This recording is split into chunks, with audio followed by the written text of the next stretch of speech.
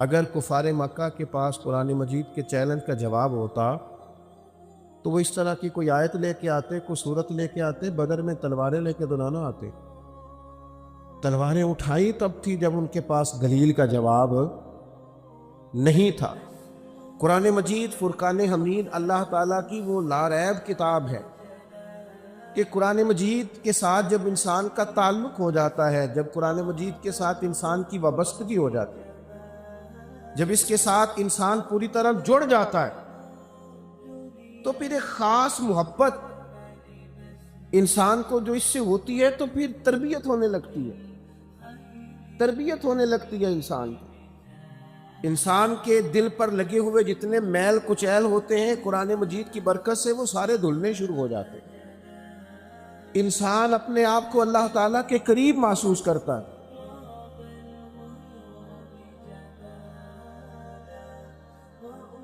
اللہ آپ کو جزا دے، تشریف ہو، اللہ آپ کو خوش رکھے۔ نعروں والی تقریر آ رہی ہے نا جی ابھی بعد میں انشاءاللہ تعالی۔ میرے عزیز، ایک تو یہ کہ قرآن مجید ایک ایسی کتاب ہے جس کا کوئی جواب، لیکن شرط کیا ہے؟ شرط یہ ہے کہ تھوڑا سا نا اعزاز۔ دیکھیں یہ مدارس قائم ہوتے ہیں تو ہوتا یہ ہے کہ بجائے اس کے کہ ہماری حکومتیں ان کو سپورٹ کریں، مختلف قسم کی تنقید کی جاتی ہے، مختلف قسم کی آوازیں کسی جاتی ہیں، مختلف قسم کی باتیں کی جاتی ہیں۔ آپ کے ملک میں ڈھیروں ایسے محکمے ہیں کہ جو محکمہ تو ہے لیکن وہ نئے لوگ نہیں تیار کر رہا۔ بہت ساری سیٹیں بہت ساری جگہوں پہ خالی ہیں جہاں افراد ہی نہیں ہیں، اور یہاں مدارس کا یہ حال ہے کہ رمضان شریف میں مسجدیں تھوڑی ہوتی ہیں، حافظ زیادہ ہوتے ہیں۔ کئی حافظوں کو جگہ نہیں ملتی قرآن مجید سنانے کے۔ یہ ان مدارس کی خدمات، جب تھوڑی سی قدر کی جائے گی نا، تھوڑی توجہ دی جائے گی، تھوڑا سا ہم واپس لوٹ کے آئیں گے۔ حضرت مولانا فخر جہاں دہلوی رحمۃ اللہ علیہ، حضرت مولانا یہ معاشری والوں کے پیر ہیں۔ آپ حیران ہو گئے نا حضرت مولانا کو پیر سمجھ کے، چونکہ ہمارے ہاں تو پیر صاحبان وہ ہوتے ہیں نا جن کو دعا بھی نہ مانگنی آئے۔ ایک صاحب سے کہا کہ جناب آپ اپنے شیخ کی کو بات سنائے، تو وہ کہنے لگے ہمارے حضرت تقریر نہیں کرتے، وہاں تو دعا بھی کوئی اور کرتا ہے۔ میں کیوں کر دے اس واسطے نہیں کہ انہوں نے اوندی نہیں، انہوں نے 4 دن کی طرف بٹھاؤ تاکہ انہوں نے تقریر ہے۔ بھئی واضح و نصیحت تو نبی کریم علیہ السلام کا طریقہ ہے، جمیع صحابہ کا طریقہ ہے۔ آپ نے اس کو بھی علیحدہ کر دیا ہے کہ شاید یہ کسی مولوی کا کام ہے۔ اتنی بڑی بات کو بھی آپ نے ایک اور رنگ دے دیا ہے۔ حضرت مولانا فخر جہاں دہلوی رحمۃ اللہ علیہ، بڑا نام تھا، بادشاہ کا بیٹا عقیدت مند ہو گیا دلی میں، تو اس نے کہا حضرت سے کہ اپنے والد سے کہا کہ میں نے شیخ کی دعوت کر دی۔ بادشاہ نے پیغام دیا تو حضرت فرمانے لگے آ تو جاؤں گا، تو میری شرط ہے۔ فقیر آدمی تھے، سادے بندے تھے، بالکل سادے کپڑے۔ کہنے لگے آ تو جاؤں گا تمہارے گھر کھانا کھانے پر، میری شرط یہ ہے کہ 3 تمہارے بیٹے ہیں، چوتھے تم کو دو، پالکی لے کے آؤ۔ اس میں دھندلے نہیں جایا کرتے تھے، 4 لوگ اٹھایا کرتے تھے۔ کب وہ لے کے آؤ مجھے میرے گھر سے اٹھا کے، بادشاہ اور 3 بیٹے اپنے کندھوں پہ رکھ کے پھر اپنے گھر لے کے جاؤ گے تو پھر آؤں گا۔ دیکھو کتنی تگڑی شرط ہے۔ بادشاہ تک پیغام پہنچا تو وہ بھی حیران ہو گیا کہ اس مزاج کا آدمی تو نہیں، لیکن اتنی سخت شرط رکھ دی کہ جناب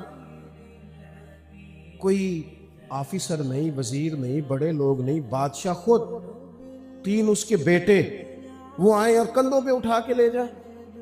اس طرح کا مزاج تو نہیں ہے، درویش آدمی ہے، لیکن فرمایا لاؤ سب کو پھر جاؤں گا۔ وہ بالآخر بادشاہ شرط مان گیا، لیکن دل میں بات رہ گئی۔ آئے ہو دلی کے ایک کونے میں حضرت کا گھر تھا، ایک کونے میں بادشاہ کا محل تھا، اور چاروں نے کندھوں پہ اٹھایا اور لے گئے، جا کے کھانا کھلایا، پھر کندھوں پہ بٹھایا، واپس چھوڑ کے گئے۔ 1-2 مہینے کے بعد خود ہی چھڑی پکڑی حضرت شیخ نے اور بادشاہ کے گھر چلے گئے۔ السلام علیکم،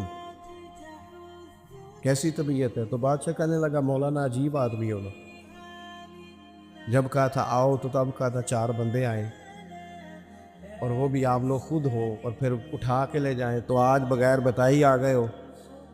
تو حضرت فرمانے لگے اللہ کی قسم مجھے کوئی شوق نہیں تیرے کندھوں پہ چڑھنے کا،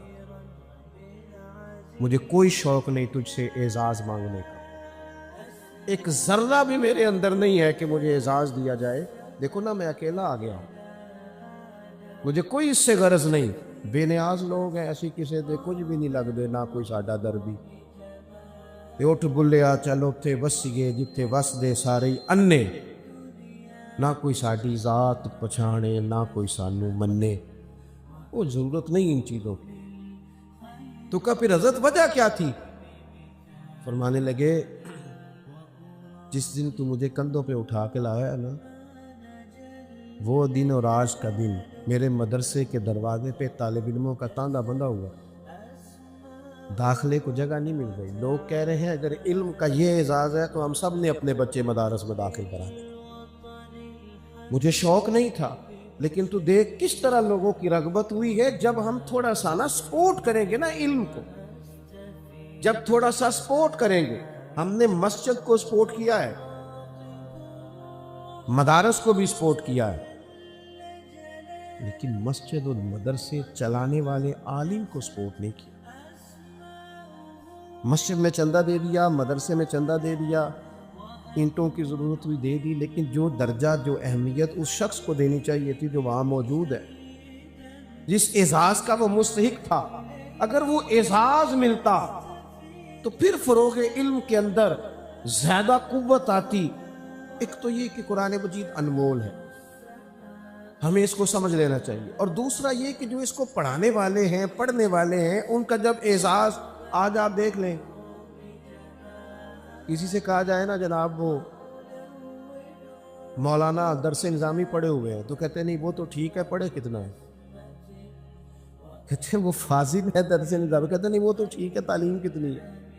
میں نے کہا یہ کہہ رہا ہے کہ بتاؤ بی اے کیا ہے کہ نہیں، چاہے بیچارے نے 3 اسمبلیوں میں کیا ہو، چاہے اوپن یونیورسٹی میں نا کسی سے لکھوا کے کیا ہو، لیکن وہ دنیاوی ڈگری ہو تو لوگ سمجھتے ہیں پڑھا لکھا آدمی، 2-4 لفظ ساتھ اور لگ دے نا، ڈاکٹر صاحب ہیں پروفیسر صاحب ہیں، تو لوگ سمجھتے ہیں شاید یہ کوئی آگے کی بات ہے۔ لیکن میں اپنے طلباء سے بھی مدرسے میں کہتا رہتا ہوں کہ تم کسی کمزوری کا شکار نہ ہونا۔ مجھے مولانا عطاء المصطفیٰ جمیل صاحب ملے تو میں نے ان سے کہا کہ دادا اعلیٰ اعظم کے خلیفہ تھے، والد صاحب بھی بڑے عالم تھے، تو کوئی خاص بات؟ تو فرمانے لگے میرے دادا جی اور میرے والد صاحب مجھے کہا کرتے تھے پتر اسی مولویاں تے جدی پشتی مولویاں، اس گل نو شرم والا نہیں بنانا۔ یہ کوئی مولوی آکھے تے آکھنا ہے الحمدللہ مولوی ہے، اس سے پریشان نہیں ہونا۔ اگر بندہ کمزوری دکھائے تو پھر وہ اس احساس کا شکار ہو جاتا ہے۔ تیسری بات آپ کی خدمت میں یہ عرض کرنی ہے کہ کتاب و سنت سے اگر ہم اپنی روزمرہ زندگی میں اسباق لیں گے، دیکھیں یورپ میں ایک نیا کورس شروع کرایا گیا ہے، بچے ہو جاتے ہیں تنہائی کے عادی، اکیلے رہنے کے شوقین، بیٹا بیٹھ جاؤ، اکیلے رہنے کے شوقین ہو جاتے ہیں۔ اور آج کل تو خیر تنہائی ہمارے بچوں میں بھی بہت زیادہ ہے، کیونکہ جو آدمی موبائل پہ زیادہ وقت گزارتا ہے وہ اکیلے میں بیٹھنا چاہتا ہے، اس نے اپنی مرضی کی چیزیں دیکھنی ہیں، خدا نخواستہ کیا کیا دیکھنا ہے، تنہائی پسند ہے ڈھیر سارے لوگ۔ تو وہاں لوگ ہو گئے تنہائی پسند۔ اب وہ کیا کرتے ہیں جب ان کا بچہ یا بچی شادی کے قابل ہوتے ہیں تو وہ لے کے جاتے ہیں کہیں، اسے سیشن کرائے جاتے ہیں 4-5، اسے سمجھانے والا قائل کرتا ہے کہ بھئی تم نے زندگی اکیلے گزاری ہے، اب تمہارے ساتھ کسی اور نے بھی ہونا ہے۔ پہلے اسے قائل کیا جاتا ہے تاکہ کسی کو برداشت کر سکے، اس پر بڑے بڑے دانشور کلام کرتے ہیں، سمجھایا جاتا ہے، اور بڑی چیزیں آ گئیں، اب تو بڑی چیزیں آ گئیں، اب تو میں دیکھتا ہوں لوگوں نے اس پر کتابیں لکھ دی اور ایسی ایسی چیزیں لے کے آئے کہ جناب یہ نفسیات کے ڈاکٹر نے یوں کہا ہے، فلاں آدمی نے یوں کہا ہے، اس طرح کر کے وقت گزارو گے تو ازدواجی زندگی ٹھیک ہو جائے گی۔ میں کہا کرتا ہوں کہ 2 جملے ہیں قرآن پاک، بس ایک بات قرآن مجید میں کہی، ایک اگر اسے سمجھ لیا جائے، ایک بات، ہن لباس لکم وانتم لباس لہن، کہا مرد عورت کا لباس ہے، عورت مرد کا لباس، وہ تمہارا لباس ہے تم ان کا لباس۔ یہ دو جملے قرآن مجید کے، دو باتیں، دو نصیحتیں، ایک مرد کو ایک عورت کو، وہ تمہارا لباس ہے تم اس کا لباس۔ جتنی مرضی بھی تلخی ہے ازدواجی زندگی میں، جتنی، آپ کبھی اس لفظ کی خوبصورتی کو دیکھیں، دیکھو انسان کتنا بھی خوبصورت ہو نا،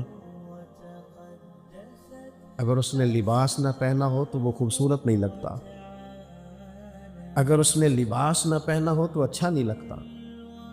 لیکن وہ جب لباس پہن لیتا ہے، یہ جو لوگ امامے کے ٹوپی کے عادی ہو جاتے ہیں نا، انہیں آپ بغیر ٹوپی اور امامے کے دیکھیں تو اچھے لگتے ہی نہیں۔ لباس خوبصورتی ہے، قرآن مجید نے کہا کہ مرد کی خوبصورتی ہے اس کی عورت کے ساتھ، عورت سجتی ہے اپنے خامن کے ساتھ۔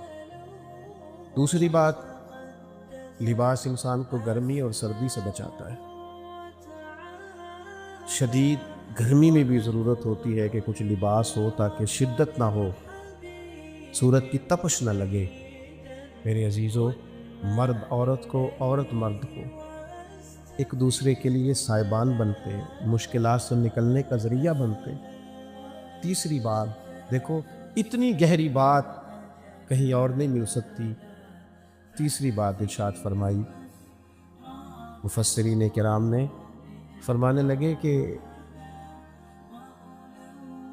لباس جو ہوتا ہے نا وہ جسم کے عیب چھپا دیتا ہے، عیب چھپ جاتے ہیں، جتنے مرضی گہرے وجود پر نشانات ہوں وہ چھپ جاتے ہیں لباس کی وجہ سے۔ کہنے لگے عورت مرد کے عیب چھپا دیتی ہے، مرد عورت کے عیب چھپا دیتا ہے، شکوے نہیں کرتے، شکوے نہیں کرتے۔ نبی پاک صلی اللہ تعالیٰ علیہ وسلم نے فرمایا اپنی بیوی سے بغض نہ رکھنا، اگر اس کی ایک بات تمہیں ناپسند ہو تو اس پر غور کر لینا کہ تمہیں پسند ہے، گھر بچ جائیں گے۔ آپ دیکھو کتنی تیزی سے طلاقیں ہو رہی، لیکن قرآن مجید نے کہا تم لباس ہو ایک دوسرے کا، تم لباس ہو۔ جس طرح کا ہمارا ذہن قرآن مجید نے بنایا ہے، اس طرح کا کوئی دوسرا شخص بنا سکتا؟ اور پھر اس کی خوبصورتی اس طرح بھی چھلکی کہ قرآن پاک کا عملی نمونہ جب حضور کی سنت کی صورت میں ہمارے سامنے آیا، اللہ کے پیارے حبیب علیہ السلام نے ایک دن فرمایا، میں دیکھتا ہوں بعض لوگ جو ہے نا، وہ اگر باہر جج ہوتے ہیں تو ان کا دل کرتا ہے گھر بھی میں جاؤں تو کوئی بندہ مجھ سے فیصلہ ہی کرا لے، اور جو باہر ٹیچر ہوتے ہیں تو ان کا دل کرتا ہے گھر جاؤں تو سب سے کہوں نکالو کتابیں۔ چلے علماء اور مشائخ کی تو ویسی بات نہیں کرنی، ویسے دل کرتا ہے پیران عظام کا کہ گھر میں بھی داخل ہوں تو سارے حضرت صاحب بھی کہیں۔ بھئی ایسا ہو نہیں سکتا نا، آپ کسی کے بیٹے ہیں، کسی کے شوہر ہیں، کسی نے آپ سے کوئی بات کرنی ہے، آپ کا کچھ لہجہ تبدیل ہونا چاہیے۔ حضرت سیدہ عائشہ صدیقہ رضی اللہ تعالیٰ عنہ فرماتی ہیں میں قربان جاؤں، ایک دن محبوب مجھ سے فرمانے لگے عائشہ جب تم مجھ سے راضی ہوتی ہو تب بھی مجھے پتہ چل جاتا ہے، اور جب تمہارے دل میں کوئی بات ہوتی ہے پھر بھی مجھے پتہ چل جاتا ہے۔ کہ میں نے جمدی سے عرض کی یا رسول اللہ میرے ماں باپ قربان، میں اور آپ کے بارے میں؟ تو محبوب فرمانے لگے کبھی کبھی قسم اٹھاتی ہو؟ میں نے کہا یا رسول اللہ صلی اللہ تعالیٰ علیہ وسلم اٹھاتی ہوں۔ تو حضور فرمانے لگے جب ہوتی ہو نا راضی تو پھر کہتی ہو مجھے محمد مصطفیٰ کے رب کی قسم، اور جب تمہارے دل میں کوئی بات ہوتی ہے تو پھر کہتی ہو مجھے حضرت ابراہیم علیہ السلام کے رب کی قسم۔ تم پھر قسم جناب ابراہیم علیہ السلام کا رب کہہ کے اٹھاتی ہو، ایسے ہی ہے؟ حضرت عائشہ صدیقہ رو پڑی، عرض کرنے لگی یا رسول اللہ صلی اللہ تعالیٰ علیہ وسلم یہاں تک آپ خیال رکھتے ہیں، یہاں تک آپ احساس فرماتے ہیں، یہاں تک آپ کو خیال ہے؟ عزیز بھائی، یہ جو گھروں کے اندر ہمیں ضرورت ہے اس کی بھی تلقین اگر ہمیں ملے گی تو کتاب و سنت سے ملے گی۔ ہمارے گھر بچیں گے تو کتاب و سنت کی برکت سے بچیں گے۔ پھر حضرت عائشہ صدیقہ نے عرض کی یا رسول اللہ میں نام ہی چھوڑتی ہوں پر میرے دل میں ہر وقت میرے محبوب موجود رہتے ہیں۔ آپ دیکھیں دوسرے مقام پہ قرآن مجید نے ہمیں کہا یا ایھا الذین آمنوا قوا انفسکم واہلیکم نارا، اے ایمان والوں خود بھی دوزخ سے بچو، اپنے گھر والوں کو بھی بچاؤ۔ خود قرآن مجید نے ہمیں تلقین کی۔ آپ مجھے بتلائیے کتنے باپ ہیں جو گھر میں دین کی تبلیغ کرتے ہیں؟ کتنا خوبصورت وہ انداز ہوگا جب کوئی والد اپنے بچوں کو دین کی بات بتائے۔ حضرت عمر نے عرض کیا تھا ایک آیت کے نزول کے بعد کہ یا رسول اللہ اس کا معنی کیا؟ تو محبوب کریم علیہ السلام نے فرمایا جن چیزوں کا اللہ رسول تمہیں حکم دیتے ہیں تم اپنے بچوں کو ان چیزوں کا حکم دو، اور جن چیزوں سے اللہ رسول تمہیں منع کرتے ہیں تم اپنے گھر والوں کو منع کرو۔ قرآن مجید کی تعلیمات جیسے ہی ہمارے گھر کے اندر آئیں گی، جیسے ہی ایک دوست ایک دفعہ کہنے لگے جناب رشتوں کی گہرائی کے تعلق سے قرآن مجید نے جو اسباق دیے ہیں، کچھ نہ تھوڑی تھوڑی دوری ہوتی ہے بعض اوقات گھر میں بسنے والوں کی، ویسے بھی جو چیز زیادہ قریب ہوتی ہے اس کی قدر تھوڑی کم ہو جاتی ہے۔ ہمارے رشتہ دار زیادہ خراب اس لیے ہوتے ہیں کہ ان کا ہمیں سارا پتہ ہوتا ہے، اور دوسروں کے اس لیے اچھے ہوتے ہیں کہ ان کی ہمیں پوری معلومات نہیں ہوتی۔ جس بندے کی زیادہ معلومات ہو جاتی ہیں اس کی کمزوریاں بھی سامنے آ جاتی ہیں۔ رشتوں کی گہرائی، بالخصوص باپ اور بیٹے کے رشتے کی گہرائی، ماں اور اولاد کے رشتے کی گہرائی، یہ اگر قرآن مجید کے 2 مقامات دیکھ لیے جائے نا، 2 مقامات، آپ کی توجہ ہے میری بات پر، 2 مقامات دیکھ لے چلے۔ قصیدے زیادہ اماں کے لیے لکھے گئے اور بات بھی درست ہے، اماں بڑا پیار کرتی ہے، لیکن میں بڑی ذمہ داری سے کہتا ہوں باپ بھی اپنے بچوں سے بڑا ہی پیار کرتا ہے۔ والد نہ کہہ نہیں سکتا نا میں صدقے جاؤں، اس کا جملہ نہیں ہے، وہ کہہ نہیں سکتا، ورنہ تو بیٹا تھوڑا بڑا ہو جائے نا،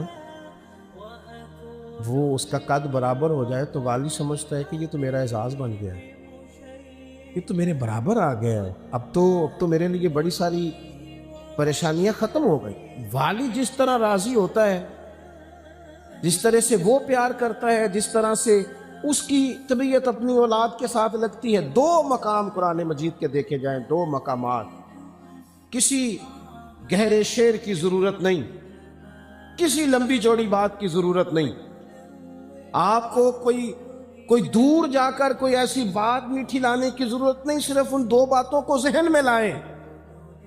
قرآن مجید نے ایک محبت بیان کی، حضرت یوسف اور جناب یعقوب علیہ السلام، ذرا غور کرو نا اس محبت کو، یعنی باپ کی آنکھیں اس لیے شدید تکلیف میں آ گئیں کہ وہ بیٹے کے لیے آنسو بہاتی۔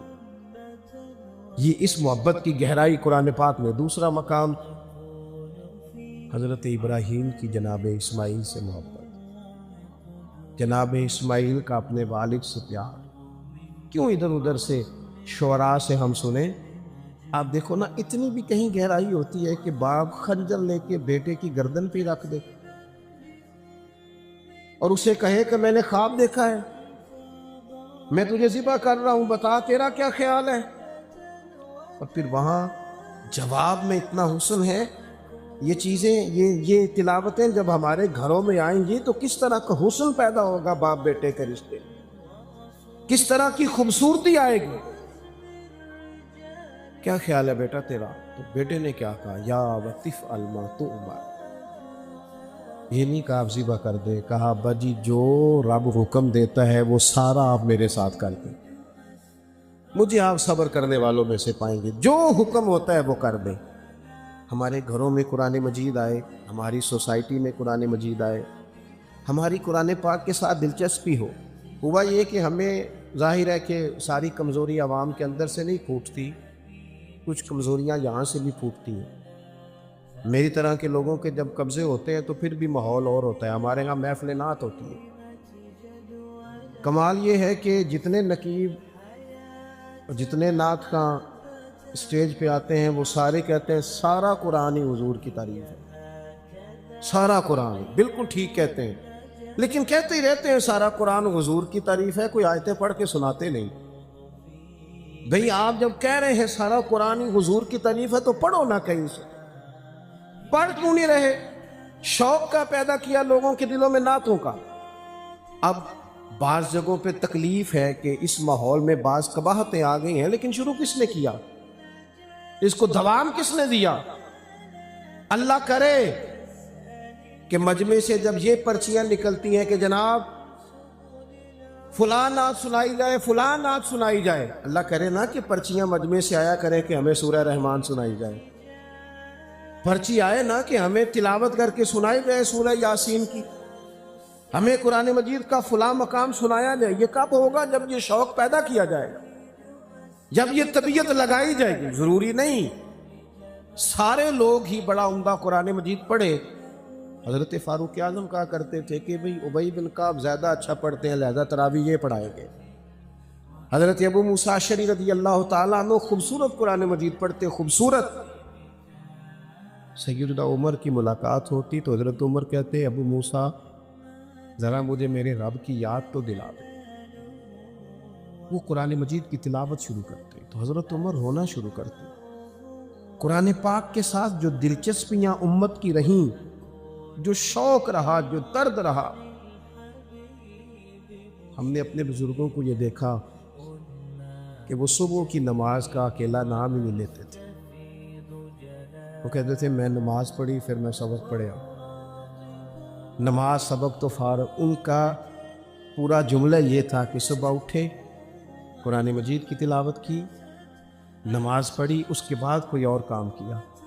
اور میرے محبوب کریم علیہ السلام نے صحابہ سے فرمایا تھا کیا تم میں سے کوئی پسند کرتا ہے کہ صبح صبح دو موٹی تازی اونٹنیاں اللہ کے راستے میں ذبح کر کے بانٹ دے؟ یا رسول اللہ سارے چاہتے ہیں پر اتنی طاقت کون رکھتا ہے؟ فرمایا صبح قرآن مجید کی 2 آیتیں یا سیکھ لیا کرو یا سکھا لیا کرو، اللہ تمہیں اتنا ہی اجر عطا فرما دے گا۔ اپنے شوق کو قرآن مجید کے ساتھ دیکھیں۔ الحمدللہ قرآن مجید کے عالم بھی موجود ہیں، حافظ بھی موجود ہیں، مفسرین بھی موجود ہیں، قراء بھی موجود ہیں۔ قرآن مجید کی تعلیم کے لیے ہر فن کے لوگ امت میں موجود ہیں۔ ضرورت ہے اب ان کی جو قرآن مجید کے عاشق ہوں، جو قرآن مجید سے محبت کرنے والے ہوں، جو آ کے کہیں کہ مجھے قرآن پاک سنایا جائے، جن کی دلچسپیاں ہوں قرآن پاک کے ساتھ۔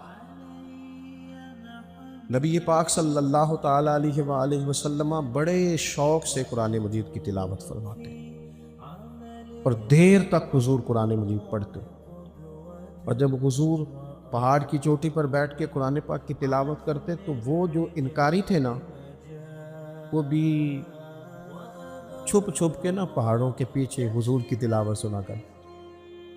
ابو جال بھی سنتا تھا، اخنس بن شریک بھی سنتا تھا، یہ سب لوگ چھپ کے پیچھے پیچھے چھپ کے جب ایک دوسرے سے ملاقات ہوتی تب تو انکار کرتے، لیکن 3 دن 4 دن مختلف جگہوں پہ چھپ کے رسول پاک کے قرآن مجید پڑھنے کو سنا کرتے۔ اپنا تھوڑا سا شوق پیدا کریں۔ جب قرآن مجید کے ساتھ دلچسپی ہو جائے گی، جب قرآن پاک کے ساتھ پیار ہو جائے گا، جب اس کے ساتھ حضرت عبداللہ ابن عباس فرمایا کرتے تھے اب تو یہ حال ہو گیا ہے کہ اونٹ کی نکیل بھی گم ہو جائے تو میں قرآن مجید سے پوچھتا ہوں، وہ مجھے بتاتا ہے کہاں پڑی ہوئی۔ اپنے آپ کو دوبارہ سے موڑیں، قرآن پاک کے ساتھ اپنی دلچسپی پیدا کریں، اپنا شعور اس طرح کا بنائیں کہ ہم قرآن مجید سے جڑے ہوئے لوگ ہیں۔ میرے بھائیوں،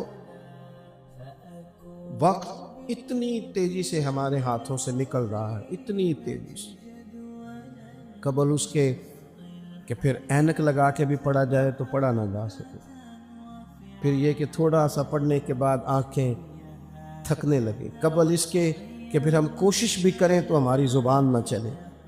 ہمیں تھوڑا سا شوق بنانا چاہیے قرآن پاک کا، ہمارے گھروں میں رواج ہو۔ اور آپ یقین کریں، میرا بچہ چھوٹا نا 3-4 سال کا ہے، تو میں مصلی بچھاتا ہوں نا، ایک ہے تقریر کرنا نماز کی، تقریریں باہر چلتی ہیں، گھروں میں تو عمل چلتا ہے۔ گھر میں تقریر نہیں چلتی، گھر میں ان کو پتہ ہو، گھر میں بندہ اصل کیفیت میں ہوتا ہے، وہاں پتہ ہوتا ہے سب کو کہ یہ نمازی ہے کہ بے نمازی ہے، وہاں پتہ ہوتا ہے سچ بولتا ہے جھوٹ بولتا ہے، گھر کے اندر کیا کیفیت ہے۔ ہمارے بچے کیوں کر نیک ہوں گے؟ ہماری تقریروں سے ہوں گے؟ وہ اگر ہمیں سچ بولتا دیکھیں گے تو سچ بولیں گے.